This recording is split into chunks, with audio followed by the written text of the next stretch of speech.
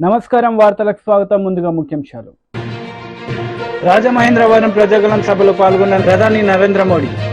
ఈ సందర్భంగా ప్రజలను ఉద్దేశించి ప్రసంగం. CM Revanth Reddy road show. BJP BRS పార్టీలపై ఫైర్.